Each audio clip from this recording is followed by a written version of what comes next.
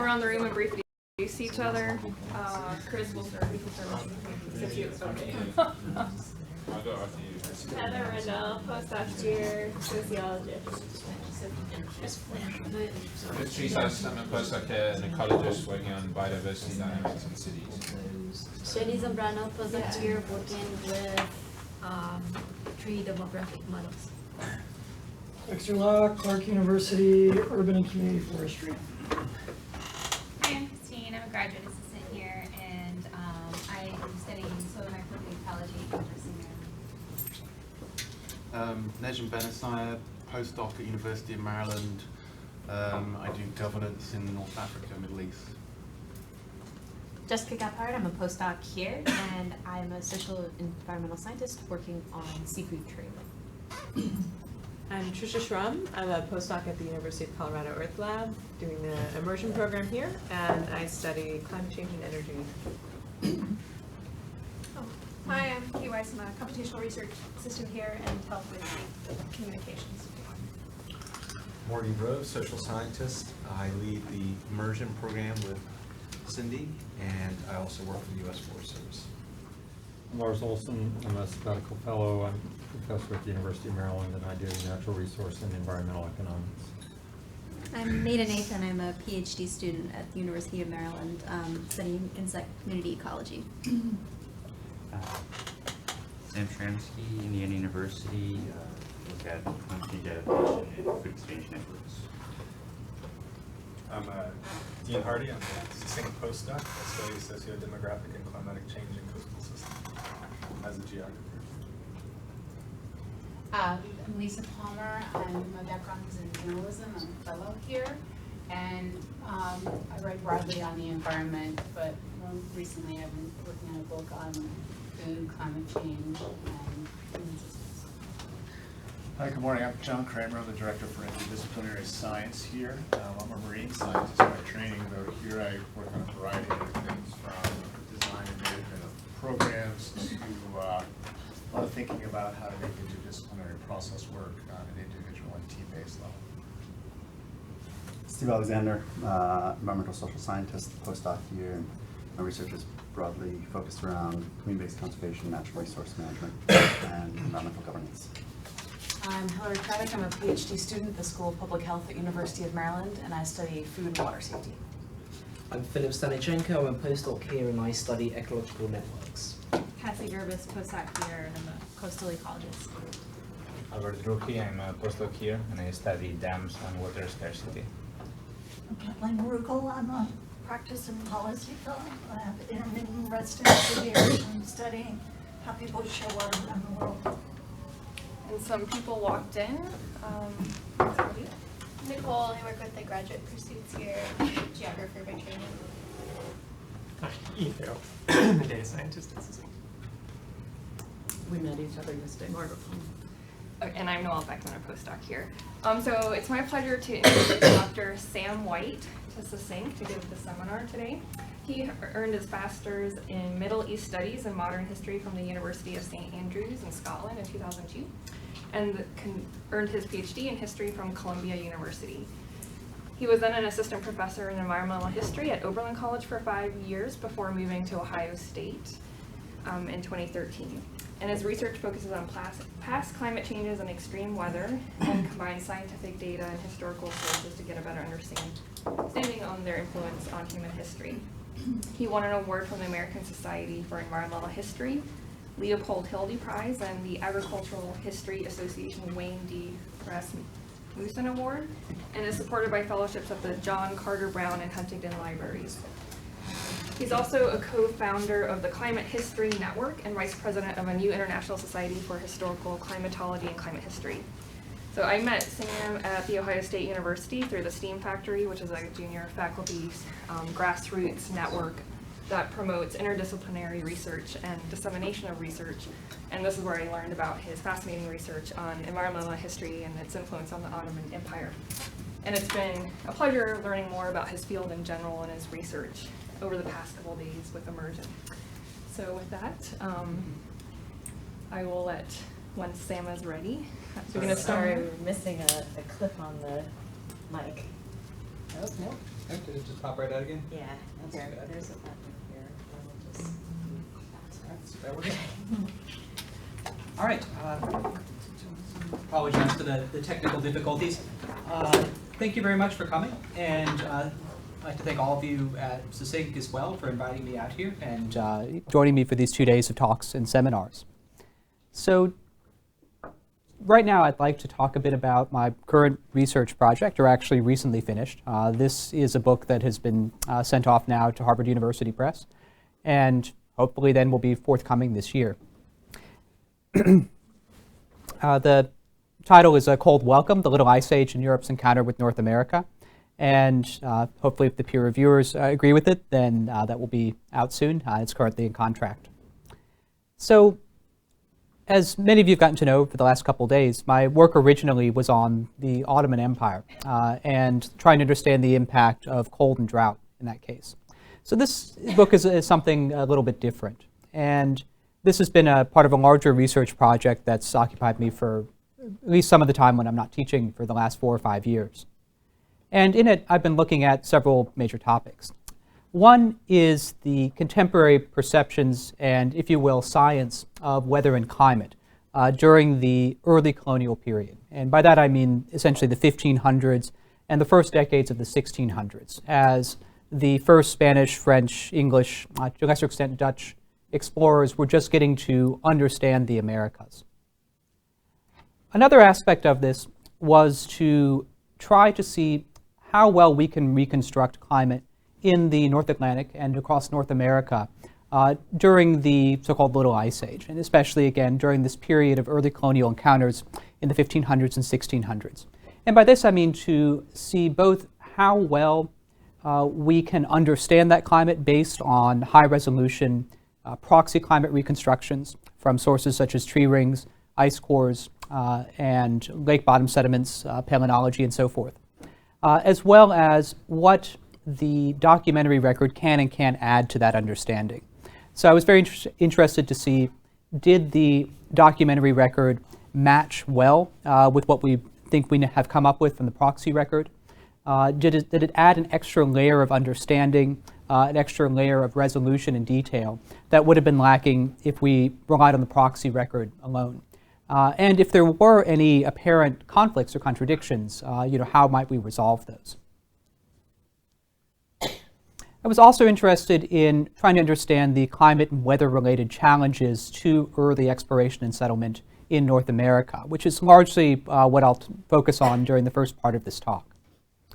And finally, I also wanted to understand the role that climate and extreme weather may have played in European explorers and settlers' first encounters with Native Americans and First Nations in North America. And by North America here, I'm essentially referring to the territory of the present United States and Canada. Although in the research that I've done, I've really started with what was essentially the northern frontier of what was then called New Spain, the viceroyalty that encompassed what was now New Mexico and the Caribbean.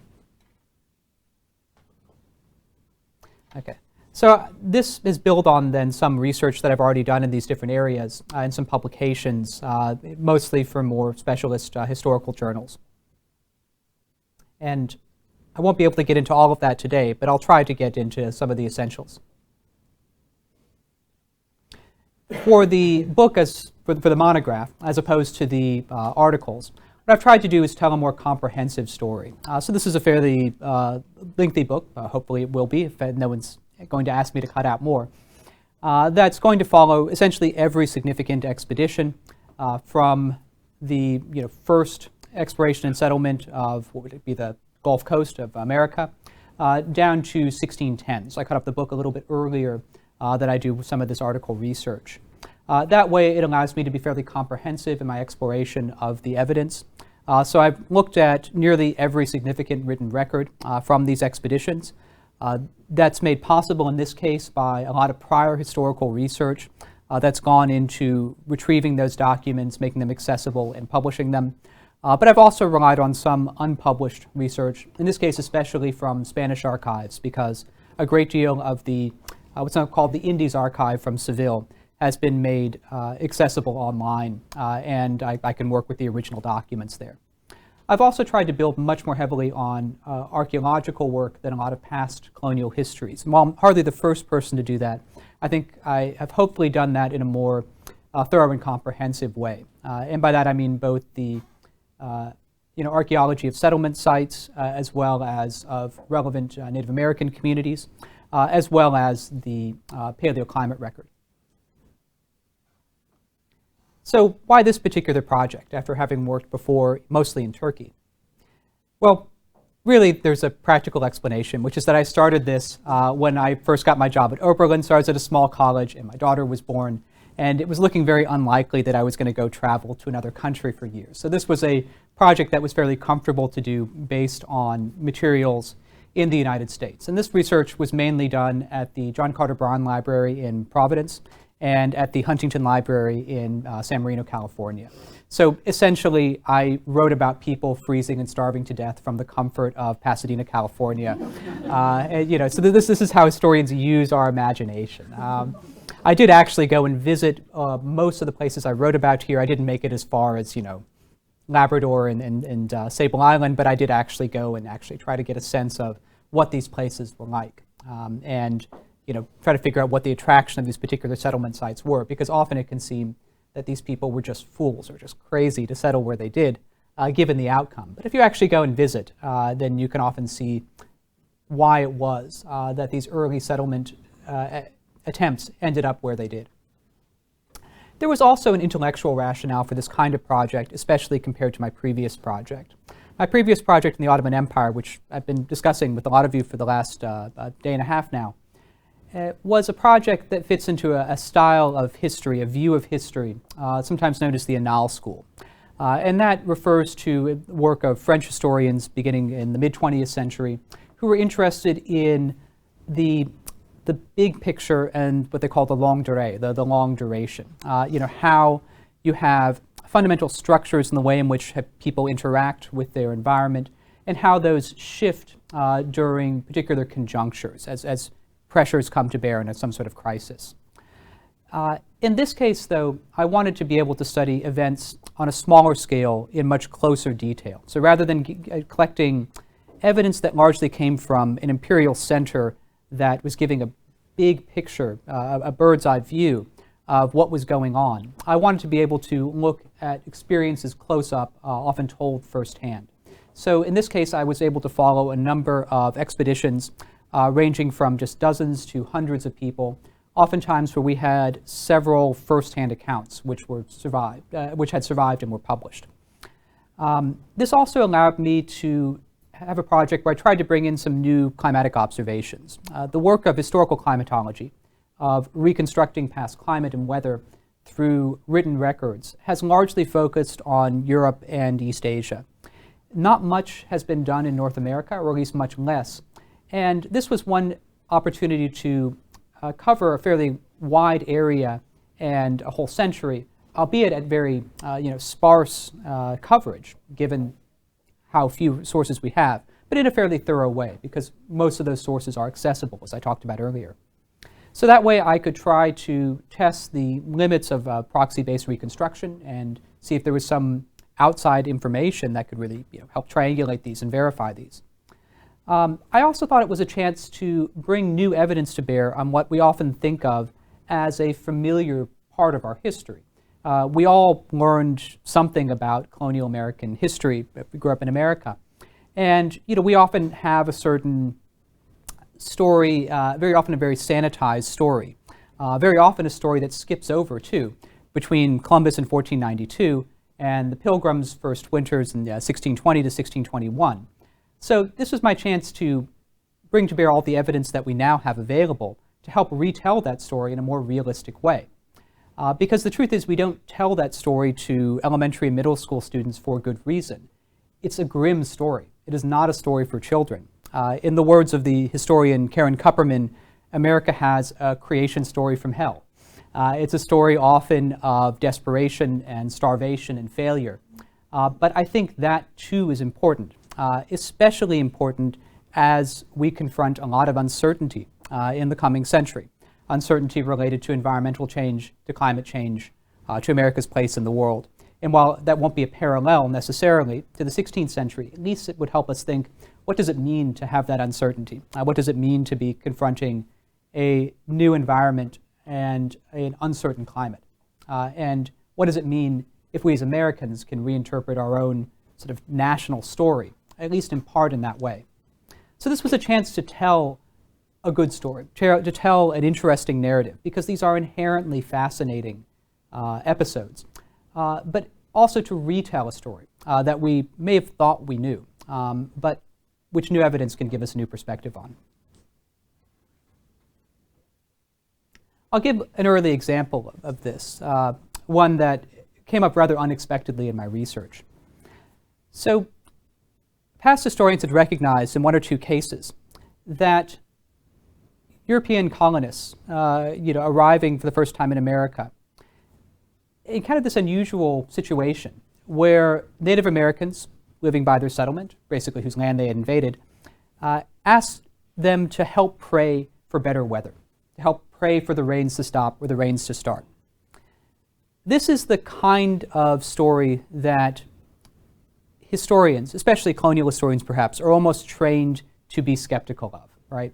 This is where our critical analysis of sources tells us, watch out. This is clearly some kind of self-serving trope, or this is some way of selling pamphlets, because after all, these stories were stories that had to sell to be published, then as now. And so historians who had encountered one or two of these episodes at a time, given that their specialization, whether it was English, French, or Spanish settlement, or given their regional specialization or temporal specialization, they had all tended to reject these. What I found, though, by doing a more comprehensive search is that this isn't something that turns up just once or twice. It's something that turns up again and again in Spanish sources, going back to actually as early as the 1530s, in, again, the 1560s, and then actually through the 1580s, 90s, and into the 1600s. They turn up in English sources as well, for instance, at Roanoke, and then also at Jamestown. There's a famous example where, because there's a drought, supposedly the local Cuyahoga Indians are asking the English settlers to help intercede with their god for rain. And actually showed up later on as well in the Plymouth and Massachusetts Bay settlements as well. You have very similar episodes reported. And then actually even more examples show up once the first French Jesuit missions come to Quebec, starting in the 1610s, but more so in the 1630s. So just the sheer number of these was really quite fascinating and suggested something more at work than just one or two self-serving pamphlets trying to dramatize a story or to encourage their fellow countrymen to go and send more missionaries. Something odd seems to be going on here. And when you actually start to look at some of the archaeological evidence too, it adds another layer of circumstantial evidence that something more was happening. The archaeology of Native American settlements, at least where it's acceptable and possible to look at human remains, have tried to look for signs of growing dependency on maize and potentially vulnerability to failures of the maize crop that might be related to weather or climate. Typically, this comes from signs like parodic hyperostosis, as you can see on the left, which is tended to be taken as an indication of anemia, or linear enamel hypoplasia, as you see on the right, which is taken as a sign of acute malnutrition, especially in childhood. And then other work goes into looking at stable isotope ratios, which can often indicate whether or not people are becoming more dependent on maize, of course, because it's a different photosynthetic pathway than a lot of other plants, and so you get a different carbon isotope ratio. And what they tend to find is that, in fact, yes, at the time at which these episodes that I referred to were occurring, in most of these cases, these are populations that were becoming more dependent on maize and where human remains do show signs of periodic malnutrition, suggesting that they really could have cared enough about the weather to find it worthwhile to ask outsiders to intercede. But even more interesting is if you start to try to look at the paleoclimate record. And in this case, I'm bringing up the gridded precipitation reconstruction of the North American Drought Atlas. So this is based on tree ring widths and gives a proxy for growing season precipitation. And you try to track down as many of these episodes as you can where you roughly know where they occur. And virtually all of them were cases of actual drought when people were supposedly praying for rain. So by bringing in other kinds of evidence in a more comprehensive view, it really does suggest that something like this was going on. Do I really think that exactly these stories happened in each and every case? Probably not. But certainly it was more than just some sort of trope within the evidence, or it's just a dramatization. There really were challenges associated with the fact that so many of these expeditions happened to arrive partly by coincidence and partly because of larger climatic trends during periods of unusual cold and drought. It almost certainly added to tensions and violence that marked so many early settlement expeditions and attempts in North America. So this is just one example of the ways in which climate can help us think differently about this story of the American past, one that we might have thought we knew. First of all, we need to recognize that by encountering what Europeans saw as the New World, the Americas, they were encountering climates that were very unfamiliar to them, and climates that specifically defied their expectations, as I'll show in a minute. And it wasn't just that these were new lands, but that also by crossing an ocean, they had moved from a predominantly maritime climate, as you experience in Western Europe, to a continental climate, as you experience over most of the continental United States and elsewhere in North America. Because essentially, instead of having land masses in the mid-latitudes passing from west to east over the ocean, as you do in Europe, which creates more mild climate, the predominant air masses would pass west to east over a continent in North America, hence, and you get greater extremes of heat and cold because land both warms up more and cools down more than the ocean does. In addition to that, you do have the larger climatic phenomena at this time of the Little Ice Age, a general cooling trend marked by certain extremes, particularly in Northern Hemisphere summer temperature in the late 1500s and 1600s. And beyond that, you just have the hazards of extreme weather and storms that were encountered in North America that could have been encountered at any time, but just largely through circumstance and through bad luck happened to be more frequent in North America.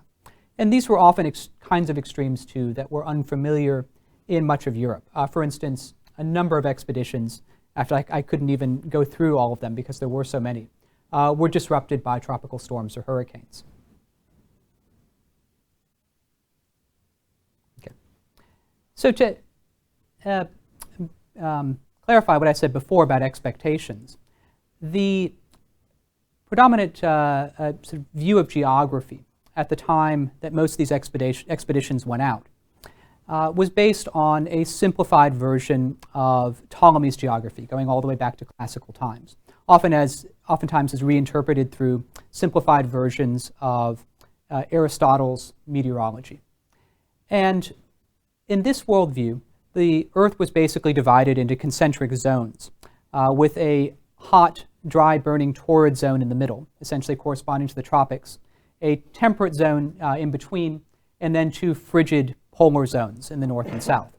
And this was largely based on the experience of classical Mediterranean geographers, for whom if they went too far south, they were in the Sahara, and if they went too far north, they would end up in one of those cold, desolate places like, Britain, where obviously nobody wanted to be. So this was sort of the worldview that most educated people were bringing as they crossed over into the Atlantic, which doesn't really line up very well with the realities in North America. While it's probably something familiar to most of you, most of Western Europe lies considerably north of most of the populated parts of North America. And it's often striking to remember how extreme this is. So for instance, almost all of Newfoundland is entirely to the south of almost all of Britain. So if you're leaving from London and crossing into Newfoundland, you're actually going somewhat south. So when the first expeditions were planned to have colonies in Newfoundland, there were pamphlets promoting these expeditions that had to assure people that it wasn't going to be too hot in Newfoundland. They had assured the Englishmen that, we know Newfoundland is so far south, because it actually lines up essentially with France. But don't worry, you won't burn up. At the same time, though, you also had to have other pamphlets saying, I know you've heard from sailors who have been to Newfoundland that it's freezing cold, but that can't possibly be the case because Newfoundland is farther south. It should be like France. So there were some self-serving aspects to this discussion, but it reflected real confusions at the time. And to try to make sense of this, essentially people had to work with the prevalent view of meteorology, which was a simplified version of Aristotelian physics. And in this worldview, as I've tried to capture with this simplified schema here, the Earth is in the center of the universe. So even in the early 17th century, most people are still working with a geocentric view. And what happens is that the heavens rotate around the Earth from east to west, and as they pass, they draw up hot exhalations and cold vapors from the Earth. And those pass through the three concentric layers of the atmosphere, which are warm, cold, and hot, respectively. And so trying to use that idea, people were trying to explain all sorts of what were really counterintuitive weather phenomena and climatic phenomena that they encountered in the New World. Now, as you can imagine, they didn't always do a great job, although they actually did a much better job sometimes of coming up with reasonable explanations than you might guess, starting from such a faulty viewpoint. But it created a real challenge that would persist into the 17th century. Fortunately, one upside of that challenge is that it really did help give birth to the early science of climates. And I've written in a separate article how it is that this whole challenge of trying to deal with New World climates was really instrumental in getting a lot of early, especially English scientists, in thinking about climate as a subject to study at all. Because before that, it had been simply subsumed in ideas of geography, assuming it was something sort of fixed based on latitude around the world. So as I mentioned before, though, this is also a period of the Little Ice Age. And that can be a somewhat confusing term. It's used differently in different contexts. It was originally brought up by glaciologists to refer to glacial advances in the late Holocene. Eventually, it came to be adopted as a sort of generic term for the general cooling in either the Northern Hemisphere or globally between sometime in the late Middle Ages and about 1850. Here, I'm going to focus, though, just on the period of maximum cooling that occurred during this period of exploration and settlement. And in particular, that it was a cooling from a relatively mild period during the Little Ice Age, during the early 1500s, to probably the coldest period of the Little Ice Age, possibly the coldest decades of the last 2,500 years at the beginning of the 1600s.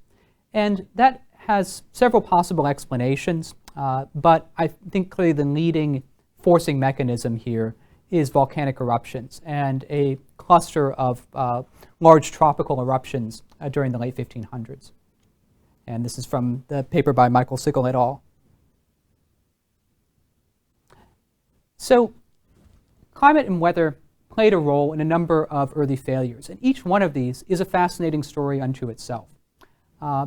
Because, for instance, Juan Ponce de Leon, the first attempts to colonize Florida, while we don't have very detailed records of what occurred, the records that we do have, taken by a contemporary chronicler, suggest that one of the problems is that he found the climate cool, he found it unpleasant, and very different from what he had imagined, according to one of the chroniclers. And this is Florida we're speaking of, and he's coming from the Caribbean. You have to wonder what exactly it was that he encountered. Well, just 5 years later, Lucas Vázquez de Ayllón leads another attempt to colonize what would now be the Carolina coast. And that colony also falls apart very quickly. Probably not weather-related, probably related to an outbreak of typhoid among the early colonists. But on the return voyage, these sailors come back bringing rumors of extreme cold. In fact, descriptions of sub-freezing weather that people actually died on the ship voyage coming back.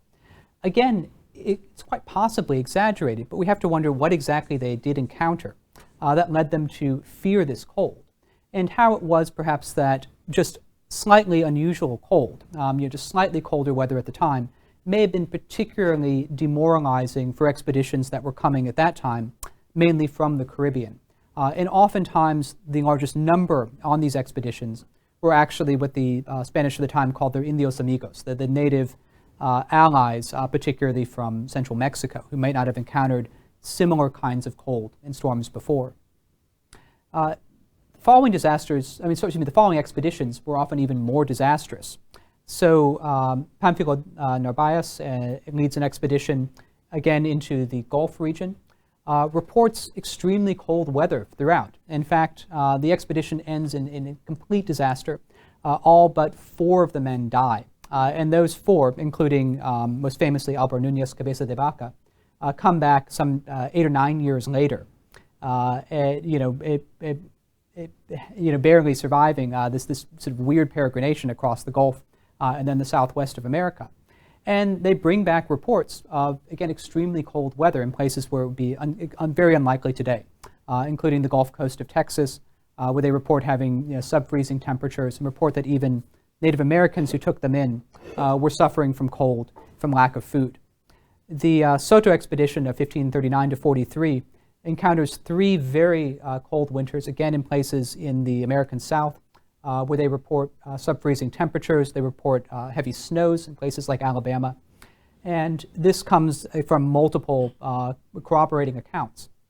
So I won't go into details about the others too, but the Tristan de Luna expedition and the later settlement attempt in Santa Elena, in what's now South Carolina, both suffer from very untimely storms, which the Spanish explorers were not familiar with, because these were often led by would-be conquistadors coming from Spain itself, where hurricanes were something new. What's interesting is that the extreme cold of the early 1540s seems to have been more widespread. The Coronado expedition into the southwest also encounters extreme cold, including a winter when the Rio Grande in New Mexico froze over for several weeks, something that would be entirely impossible today because the river's been channelized. But in fact, even if the river had not been channelized, there's no month in the instrumental record of the last century in which it's gotten cold enough for the river to freeze continuously. And then when there are later Spanish expeditions to the southwest during the 1580s, they encounter a really unprecedented drought that's occupying much of northwestern Mexico. Early French Canadian expeditions were inevitably going to suffer cold because it's cold in Quebec, but they seem to have done particularly bad in terms of suffering from longer winters when the long absence of fresh vegetation left them all more vulnerable to scurvy, which is a disease that Europeans at the time did not understand. I already mentioned the English going to Newfoundland in 1583. Fortunately, they did avoid the intense heat of Newfoundland, but their expedition was wrecked by a hurricane, or a storm rather. The weather, or climate I should say, really took a turn for the worse though, starting in the 1580s to 1590s. And this is where I think the picture becomes more interesting.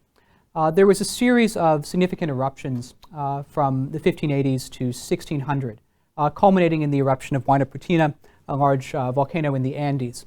And seems to be that combination of eruptions, and particularly the large eruption of 1600, that brought temperatures to that extreme low during those decades. And at the same time created weather patterns in Europe that proved to be particularly unfavorable for agriculture, especially in Northern Europe. And so, looking over the general characteristics of North Atlantic climate at this time, we do see a trend of cooling, especially in summer temperatures, that starts around 1560. It's very well documented in both the paleoclimate records, but also even more so in the written records of Europe. And it does seem to coincide with what we see in North America, again, both from the sort of anecdotal reports of expeditions as well as the paleoclimate record, particularly from more high latitude tree ring records that are temperature sensitive. But this really culminates in extremely cold 1590s, a period that was cold both in summer and winter temperatures, to judge by the written record, which helps compensate for the lack of winter temperature proxies. And then during the first decade of the 1600s, we get probably the greatest extreme colds in summers. It's almost certainly one of the 3 or 4 coldest decades in summer temperatures in the last 2,000 years. while the winters are more variable. There are some mild winters, but also some exceptionally cold ones, the coldest being the winter of 1607 to 1608, really one of the sort of great winters of the Little Ice Age. In terms of larger atmospheric circulation, there's a negative North Atlantic oscillation anomaly, and even more particularly, there seems to have been a displacement of low pressure over sort of north-central Europe, whereas sea ice in the North Atlantic expanded, it seems pretty rapidly, around 1600. And that's based on both observations from the proxy record. I was able to uncover a variety of different sea ice proxies,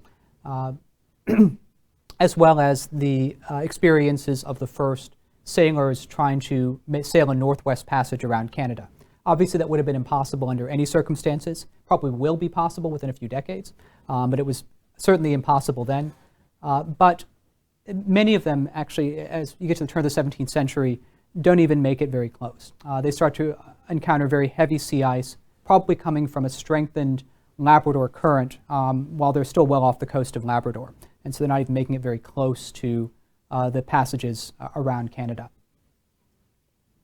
How am I doing on time, by the way? When should I wrap up? Okay. Okay. All right. So this climatic change is also reflected in particular disasters encountered by a new wave of expeditions coming in the 1590s to 1600s. In a moment, I'll get to why there were so many at this time. So this includes the Spanish conquest of New Mexico, which just by bad luck happened to take place over 1598 to 1601. That was especially bad because that then coincided with that year following the Huayna eruption, that exceptionally cold year, when again the Rio Grande froze over, solid enough for horses to cross on top of it. It was also reported to be so cold that the communion wine froze in the church that they had built there. And this came at a time when the Spanish were particularly unprepared for the hardships they would face. They were relying on exaggerated rumors of wealth and resources in New Mexico. So they're arriving without enough food, therefore putting heavy strains on the pueblos of New Mexico, who themselves are already facing losses of their crops from a drought between 1598 and 1601, as well as early and late frosts that occur between 1600 and 1601 because of this unusually cold weather. And there are other cases I could give as well in French Canada, where again the real issue was the length of the winters, which the period that you would go without having fresh vegetation, because that meant that you had no source of vitamin C, scurvy being something still very poorly understood even at that time. In fact, by the 17th century you have not too few cures for scurvy, but actually too many people proposing different theories of scurvy, too many cures. So that in some respects, people had all sorts of ideas what could cause it, and occasionally they got it right by good luck, but very often they got it badly wrong. And scurvy really plagued a number of the first Canadian expeditions. It wasn't really until the 1610s that you start to get more consistent ways of trying to deal with scurvy during longer Canadian winters. And this is also true of the first English settlements in Newfoundland during the 1610s. In English North America, you have the Popham Colony of 1607 to 08. Again, that infamously cold winter, which, as in the words of one contemporary, left their hopes frozen to death.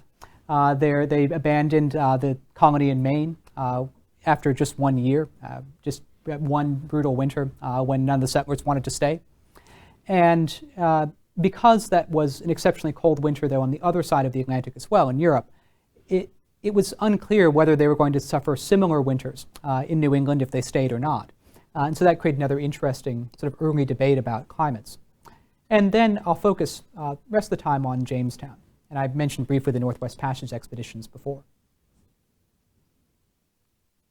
So this is just sort of a quick way of mapping out, what kinds of really unambiguous observations of anomalies that you find during that period as a number of new expeditions and settlement attempts reach North America.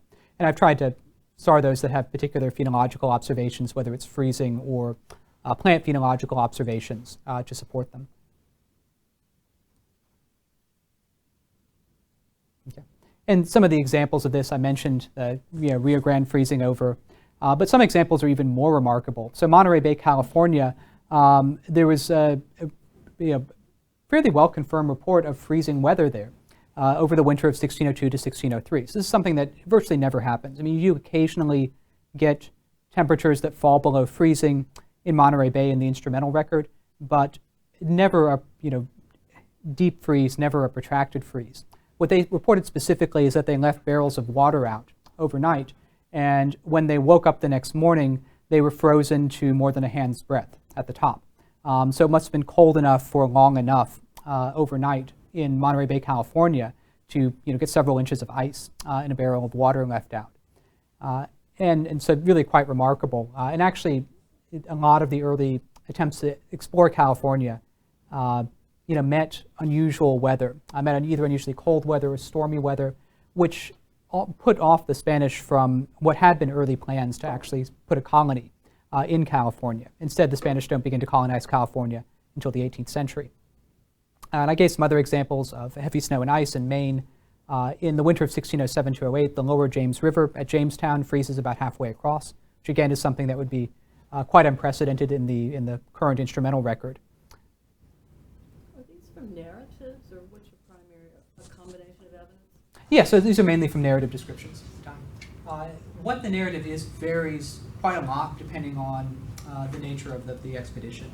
Sometimes these are personal narratives. Sometimes these were pamphlets published after the fact, the expedition. Sometimes they're contemporary letters. In other cases, they're official documents. And in at least a couple, they're also ship logs to support this. I tried to look for cases where there seemed to be good confirmation from independent witnesses. Usually you can find that, not always. Some of the most interesting cases are actually the Spanish expeditions that ended in failure because there was a lot of concern to protect yourself from liability, civil or criminal liability for a failed expedition. Or if settlers abandoned an expedition, they wanted to protect themselves from accusations of mutiny. And so they would leave these long testimonies. And you oftentimes have these competing testimonies. It's sort of this Rashomon view of history where each participant is telling you a different story about the same thing, trying to justify themselves. And you have to look for where there's a real convergence of evidence. You have to sort of look past this self-serving aspect of it.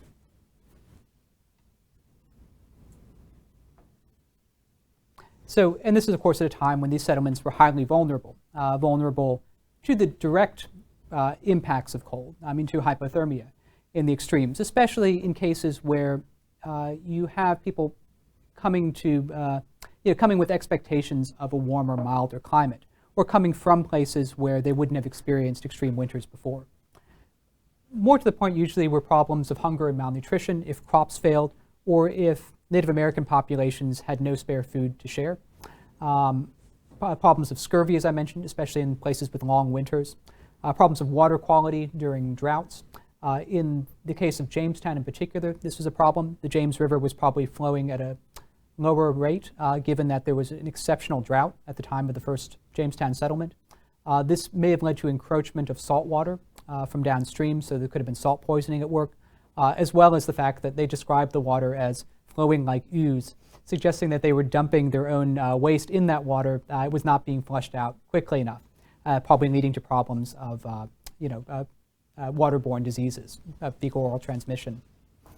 And then finally, of course, conflicts with Native Americans over food and their resources. And oftentimes this was as much about fuel and blankets and warm clothing, actually, as it was just about food.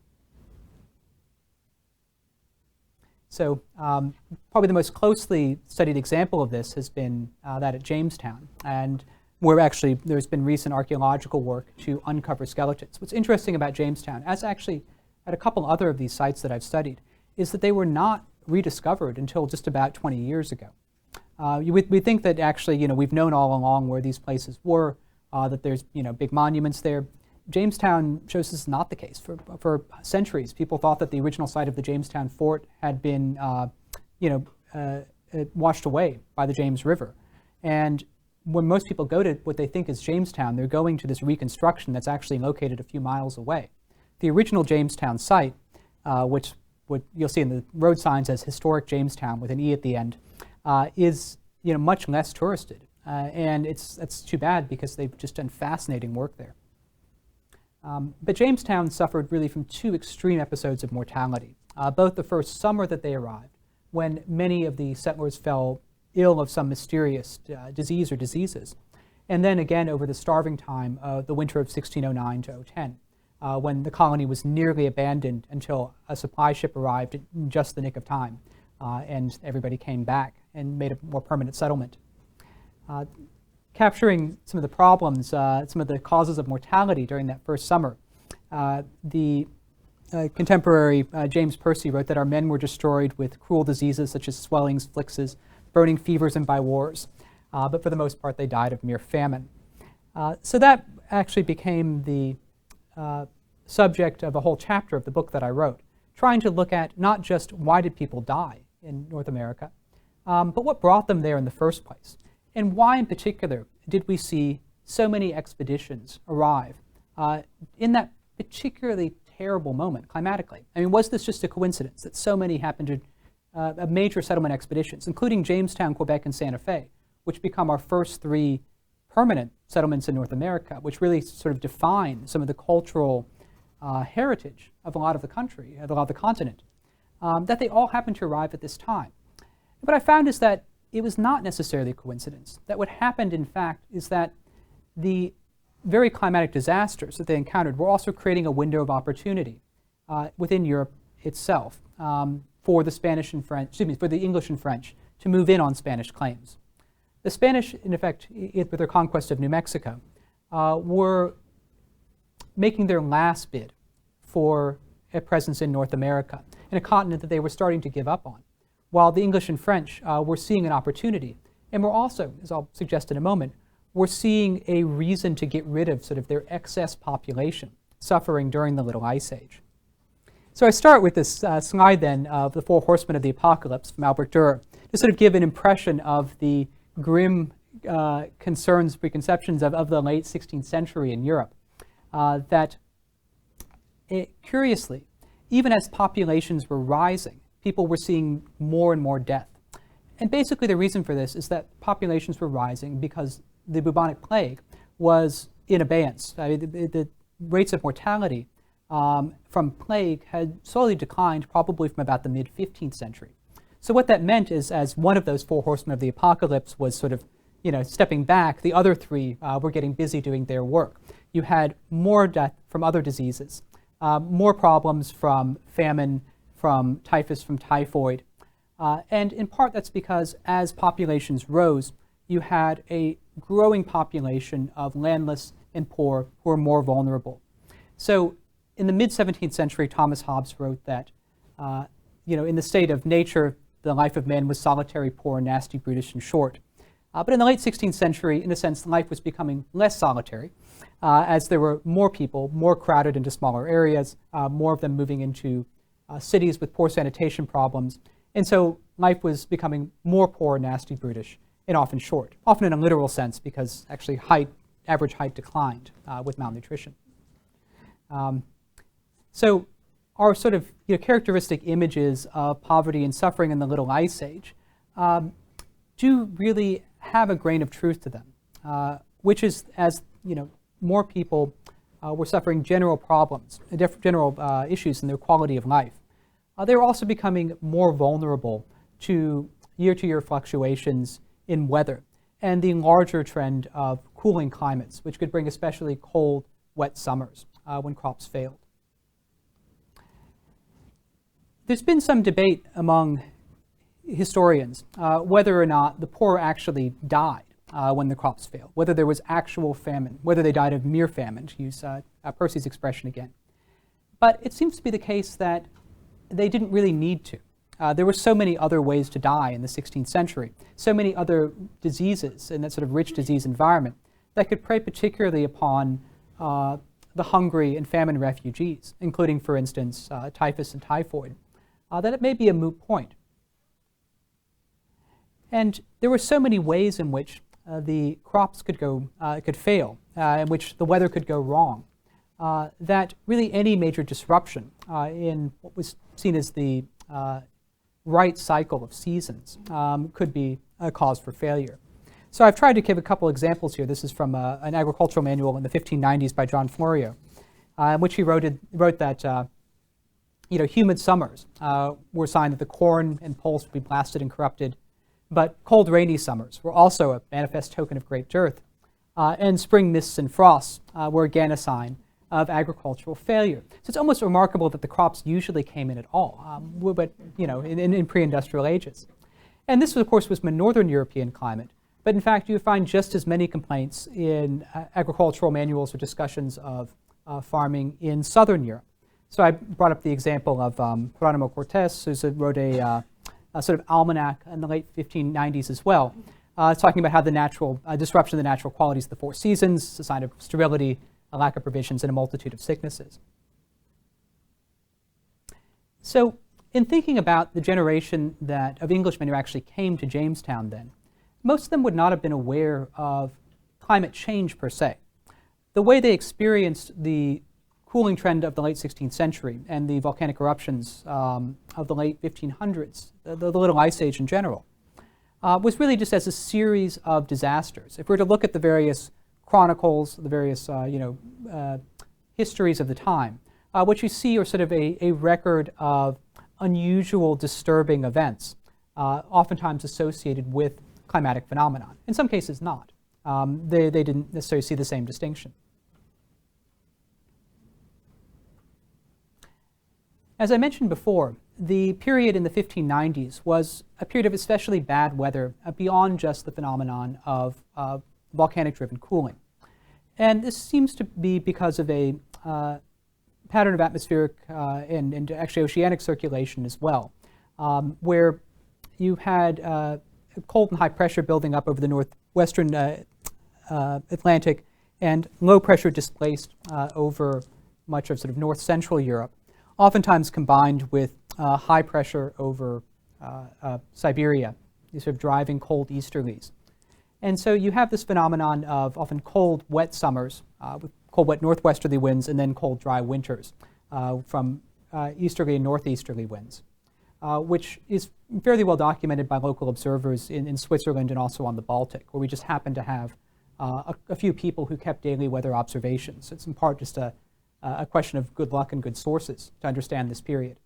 There's also been a huge amount of work that's gone into looking at both the proxy record and all of our lower resolution written records as well, various local chronicles and various people who happen to keep weather diaries or journals reporting especially useful phenological observations. When did plants first sprout?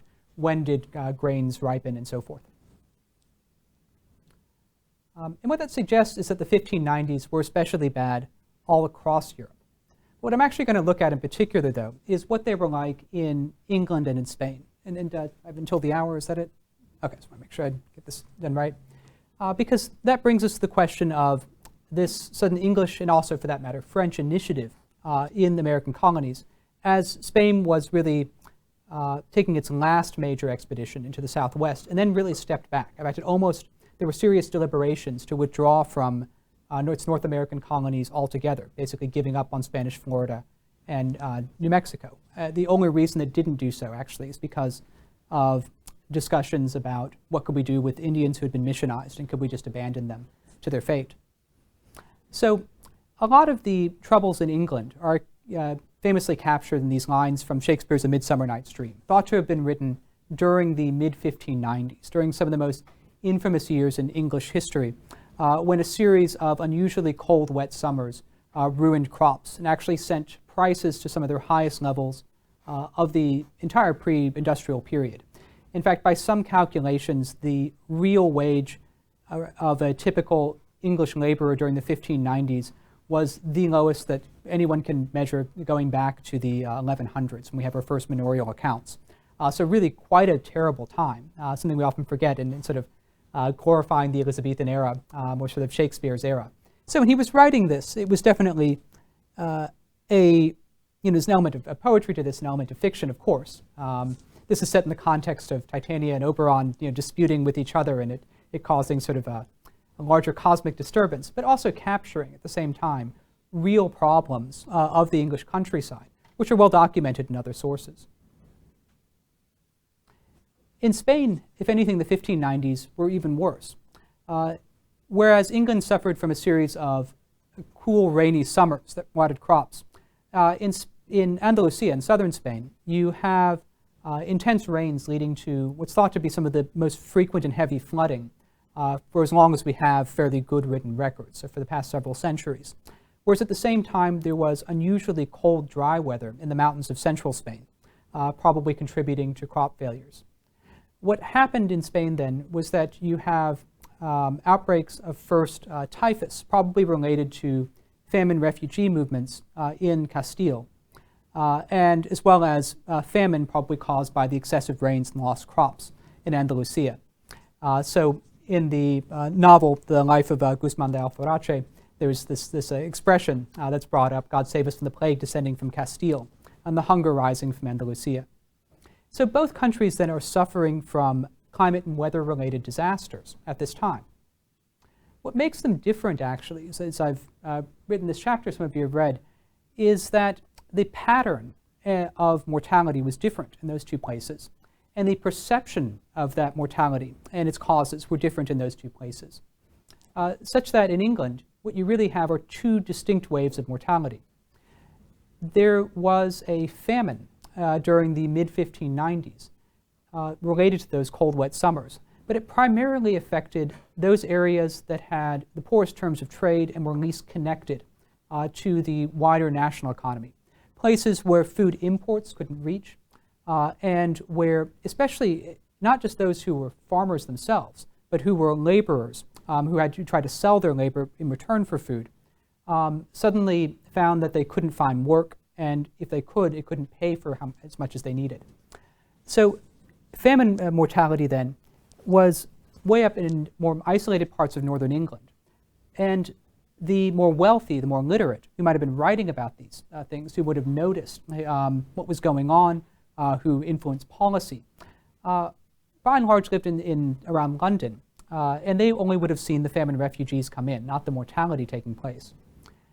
Then the plague that had started in Spain actually worked its way up to Britain by 1603 to 1604. That led to another spike in mortality that was primarily felt in around London itself and in southern England.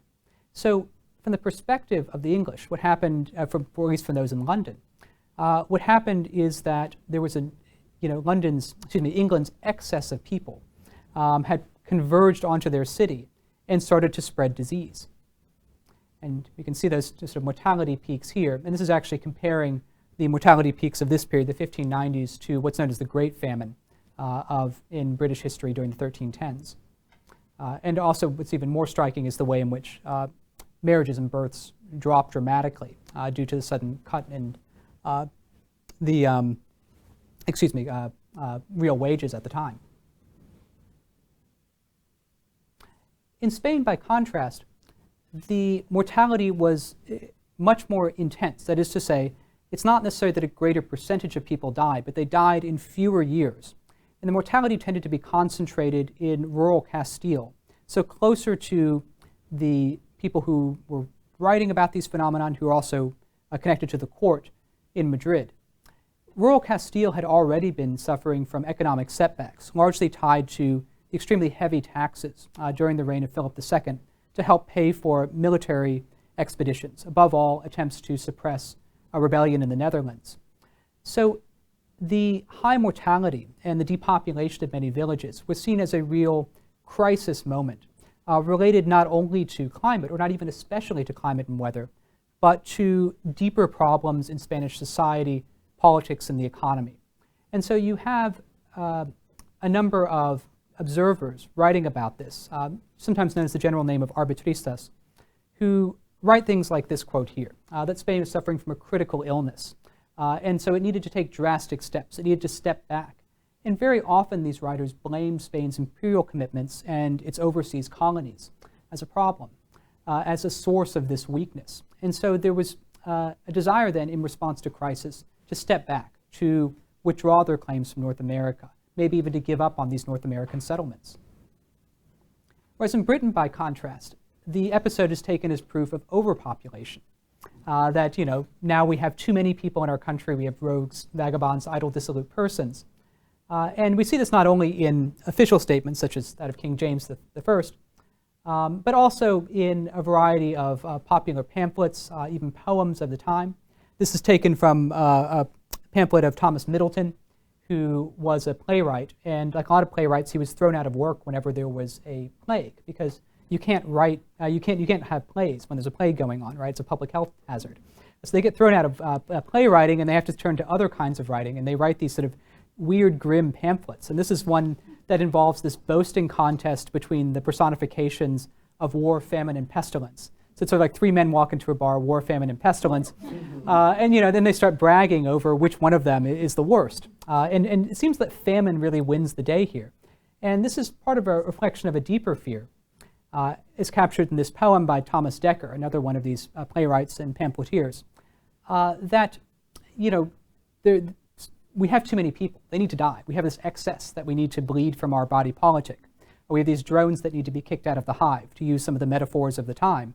And clearly it's better that they either go away or we have, plagues to kill them off, because really, war or famine would be even worse. So these odd sort of precursors to Malthusian thinking that we find in late 16th and early 17th century Britain, which try to help explain some of the support that would coalesce around sending out more people to American colonies, even when they're in the middle of disasters and starvation, as happened to Jamestown.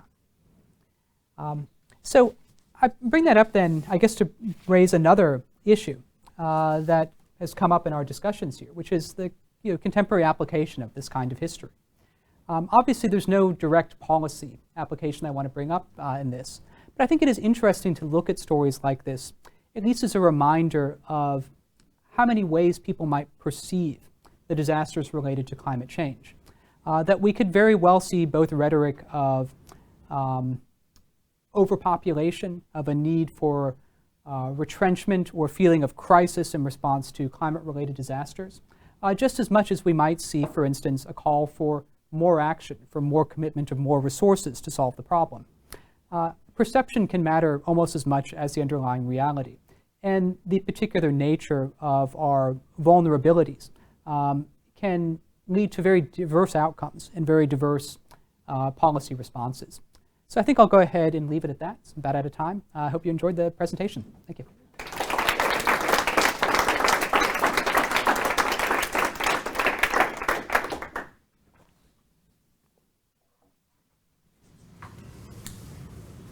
So should we take questions then?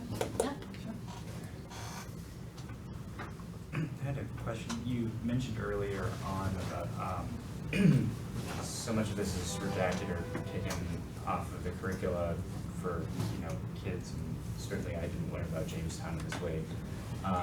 Would that be a pretty good didactic model to introduce famine, war, and pestilence as a way of without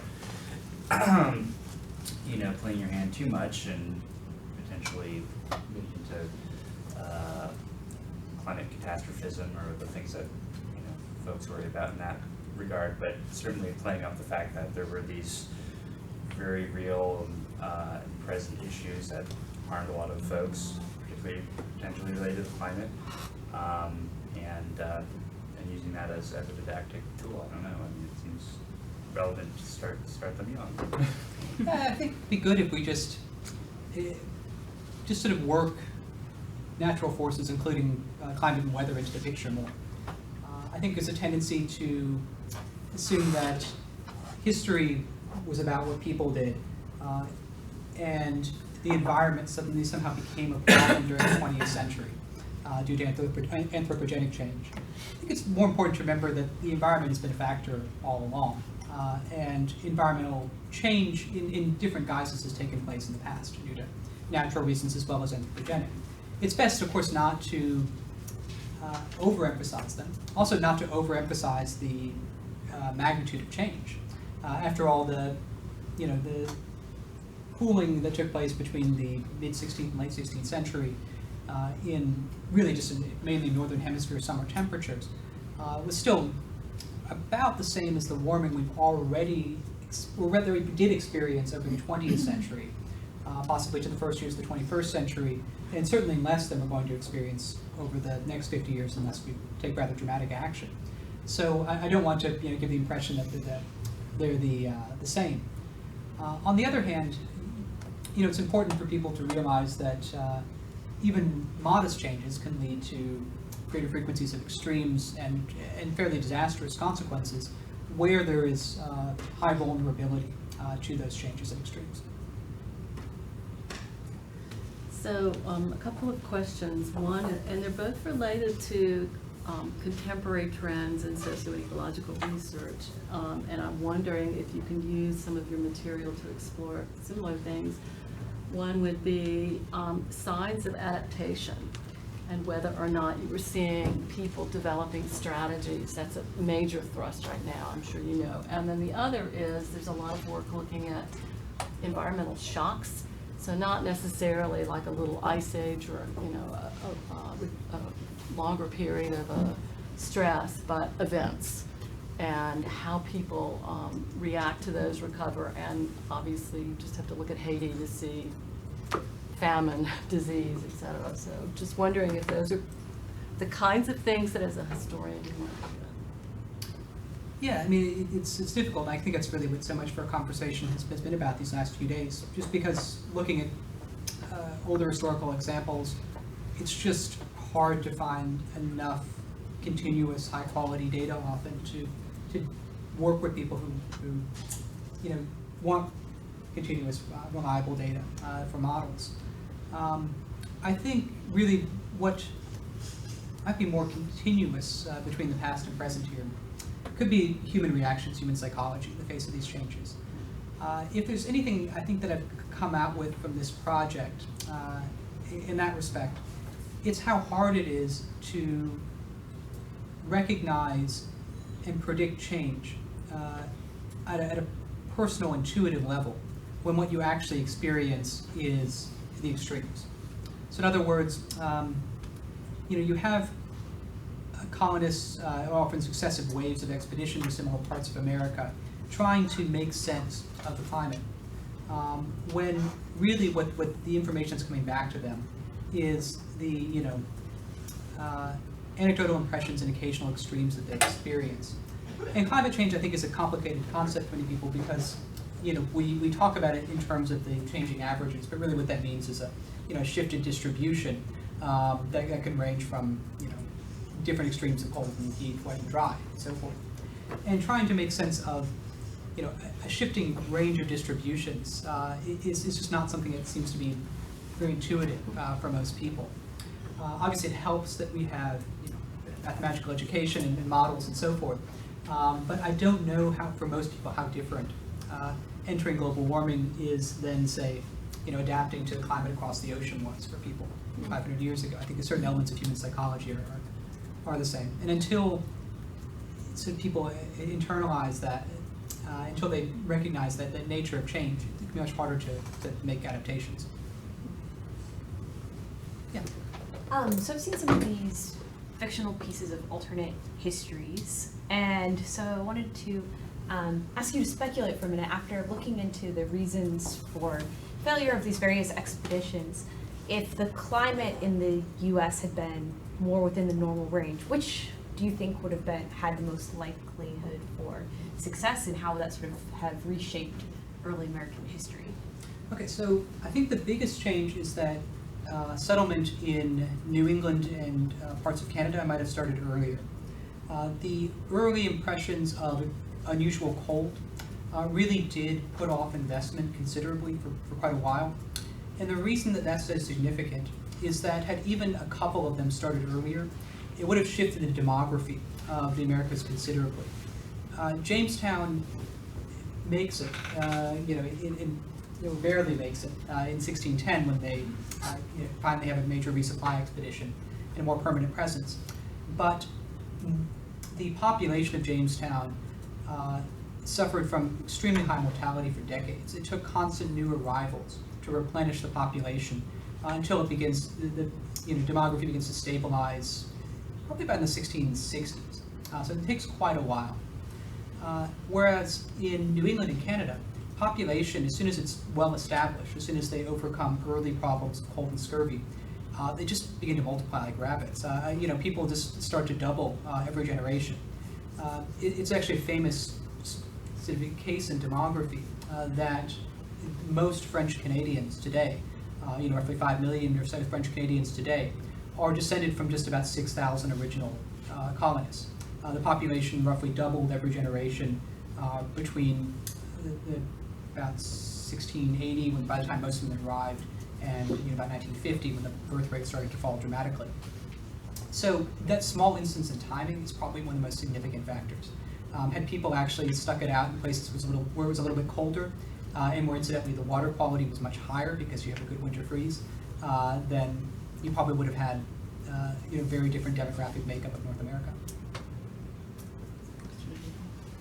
This is just a contextual question. It sounds like nobody cared about anybody back then. And I guess a modest proposal was written much later, but was that really how little people cared about the general populations? Was some of that tongue-in-cheek? What was the prevalent thought about humanity at that period of time? Because it seems like life was very cheap. Well, there's certainly a lot of class prejudice. Very often the elite didn't care very much about common people. There was a lot of denigration of common people, and I think that actually played some role in willingness to send people out to their deaths in very uncertain ventures in North America. That said, life was difficult. Mortality was high. I think the uncertainties of life back in early modern Europe encouraged more people to risk everything in what were often very foolhardy ventures in America as well. So in the case of the Spanish Empire, where people volunteered for these expeditions, often invested their life savings in attempts to settle or conquer one part of the country or another. That was very often just because of the poor prospects they faced at home, and not necessarily because anybody else was fooling them into it. Yeah. So an observation, a question. On the observation, given the phenology networks now, it occurs to me that they may be interested in your work. In part, the hook would be, in a sense, the phenology work that you based yours on, and to give them a sense of long-term history and how phenology is taught about things, so that in case any of them are historically minded, they may be interested in that. My question is, how did the Indians survive scurvy? So probably by eating raw organ meat. Meat itself, even raw, muscle tissue won't have enough vitamin C, but raw organ meat apparently does. There's actually a case in the first winter in Quebec in 1608-09 when the local, what they called Montagnais Indians, now usually referred to as the Innu, came to their settlement after having had a really terrible time with the hot. It was a cold and dry winter. Cold and dry winters tended to be bad because you wanted snow to help track game. Mm-hmm. So they come to this French settlement starving, and the French had they killed one of their dogs earlier and just left the carcass out. Had been out there for a few days and was rotting, and the Montagnais actually just started to eat it raw, which they find just utterly disgusting. The French find utterly disgusting, but it was probably something that would have been done normally, just to eat raw organ meat because it would have that vitamin C. So, it's unlikely they probably didn't know that it had vitamin C, because then some of the Montagnais ended up staying with the French over the remainder of the winter, and some of them actually do come down with scurvy later because they're sharing the French provisions, which are all preserved, mostly salted meats and very little vitamin C at all, and biscuit, I should say. So they didn't know what had vitamin C and what didn't. They didn't know the causes of scurvy and the cures, but they did things that in their normal, life ways would have made scurvy less common. There's actually another interesting angle to this, which I guess I'm going out of the way here, but another really interesting story, interesting element of contingency here.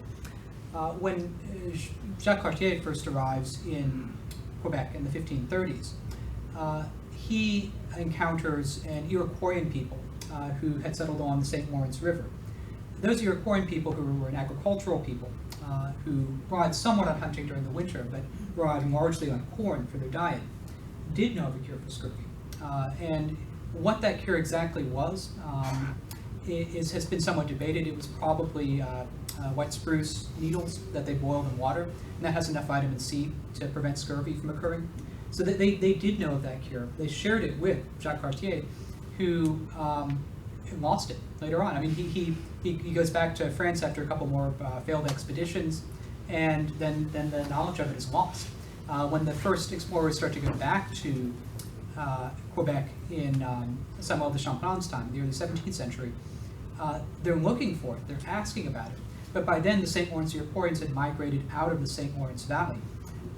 They were no longer there, and there were no permanent agricultural settlements. It had been largely reoccupied by mostly nomadic hunter-gatherer peoples. And so, they can't find it again. They have these descriptions, but the descriptions weren't certain enough to let them know what it was and left them vulnerable to scurvy again. So it's just one of those cases of lost knowledge in the meantime. And it's possible, too, that climatic change over the intervening period was one of the factors driving out the St. Lawrence Iroquois from those permanent agricultural settlements on the St. Lawrence Valley. It may have been too uncertain, too cold for their style of agriculture.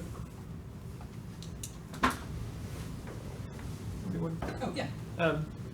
I couldn't quite tell whether you thought the narrative accounts that you were getting of extreme cold in the south corroborated the climate reconstructions, or if you were in fact saying that it looked like you had evidence that it was colder than the climate reconstructions are able to demonstrate. Yeah, so it's difficult. This is one area where it's really hard to get good high-resolution temperature reconstructions, just because there isn't much, things don't freeze much, and there isn't too much plant life that's going to be, or plant growth that's going to be dependent on temperature. I mean, just in a warmer climate like that.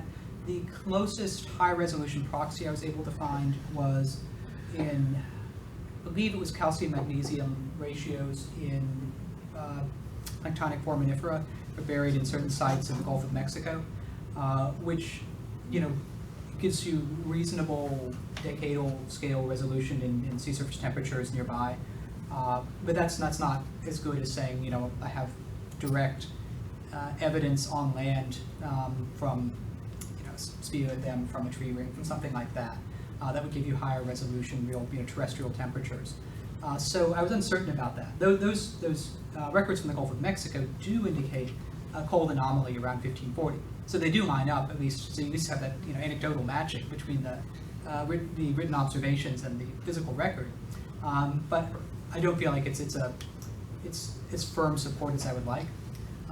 What I'm generally relying upon is the fact that, especially in the 1540s, you have several accounts of the Soto expedition, 4 different accounts of it, which seem to be independent, although there's some debate on that. And you also have these separate expeditions into New Mexico and in California. They're all describing really unusual cold. It seems to be like there was some widespread polar outbreak. It reached into the southern and southwestern United States during the 1540 to 42, which just happened to have caught the Spanish at the worst time.